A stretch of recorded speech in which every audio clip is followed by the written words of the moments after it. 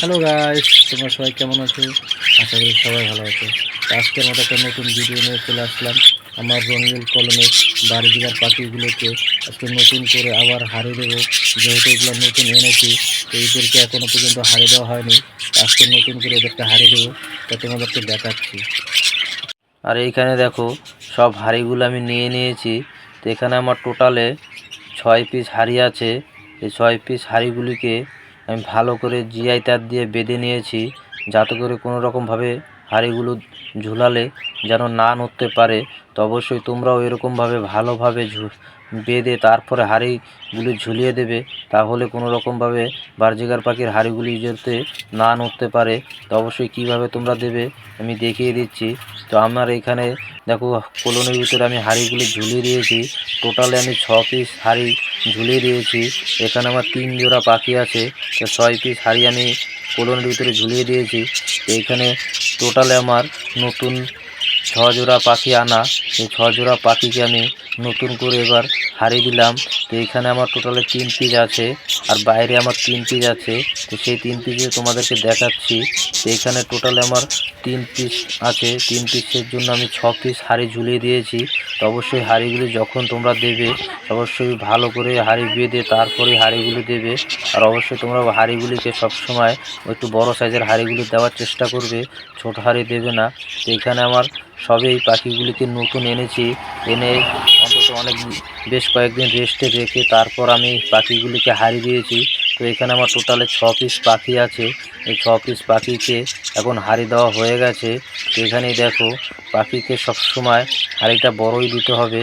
এখানে সব আমি হাঁড়ি ঝুলিয়ে দিয়েছি, যাতে করে এদের কোনো রকমভাবে সমস্যা না হয়। তো অবশ্যই বাইরে যেই জোড়াটা আছে সেই জোড়াটা তোমাদেরকে দেখাচ্ছি।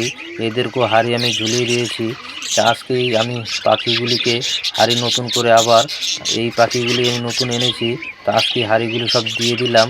তো অবশ্যই পাখিকে হাঁড়ি যখনই দেবে তো অবশ্যই তোমরা এই জিনিসটুকু মাথায় খেয়াল রাখবে, পাখির জন্য কোনো রকম সমস্যা না থাকে। তাহলে পাখিকে হাঁড়ি দেবে না, পাখি যেন পুরোপুরিভাবে সুস্থ থাকে, তাহলে পাখিকে হাঁড়ি দেবে। তো আমি এখানে 6 পিস হাঁড়ি ঝুলিয়ে দেওয়া হয়েও গেছে। তো এখন এই পাখিগুলিকে বেশ কয়েকদিন হাঁড়ি দেওয়ার পরেই বেশ কয়েকদিন এদেরকে ভালো মানের সিড মিক্স অবশ্যই খেতে দেবো। যেহেতু এদের এখন শীতকাল পড়ে গেছে, যেহেতু শীতের ভিতরে এদের খুবই একটা সমস্যা হয় খাওয়া দাওয়ার। তো এদেরকে ভালো মানের একটু সিড মিক্স খাবারটা অবশ্যই তোমরা দেবে। তো আমার এইখানে দেখো আরও 3 পিস জোড়া আছে। তো 3 পিস জোড়াকেও আমি হাঁড়ি দিয়ে দিয়েছি। এটা হলো যেহেতু নতুন আনা এই জোড়াটা, তো এই জোড়াটাকেও আমি হাঁড়ি দিয়ে দিয়েছি। এই যে দেখো হাঁড়ি দেওয়ার সাথে সাথে এরা হাঁড়ি চয়েস করেও নিয়েছে। তো অবশ্যই তোমাদের দেখাই, দেখো এরা হাঁড়ি দেওয়ার সাথে সাথে হাঁড়ির ভিতরে ঢুকে যাচ্ছে। অবশ্যই পাখি যেহেতু যখন হাঁড়ি দেবে অবশ্যই পাখিকে ভালো মানের সিড মিক্সটা খেতে দেবে, কিংবা দেওয়ার আগে হাঁড়ি যখনই দেবে পাখির দেখবে শরীরটা অবশ্যই ভালো আছে কি না, তারপরে পাখিকে হাঁড়ি দেবে। তো এরা হাঁড়ি দেওয়ার সাথে সাথেই দেখো হাঁড়িটা চয়েস করে নিয়েছে।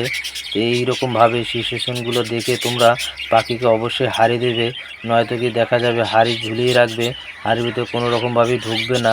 তো আমার নিচে আমার কলোনির 1 জোড়া এখন নতুন করে আবার এদেরকে বিটে বসালাম। এটা আমার নতুন জোড়া, আমার কলোনির বাচ্চা উঠিয়েছিলাম, আরও বেশ কিছু বাচ্চা আছে, সেগুলিকে বিটে বসাবো। তো আজকে এদেরকেও নতুন করে আবার পুনরায় হাঁড়ি দিয়ে দিলাম। তো এই যে এখানে দেখো আমার জোড়াটা রাখা আছে, এই যে এই জোড়াটাই নতুন আমার।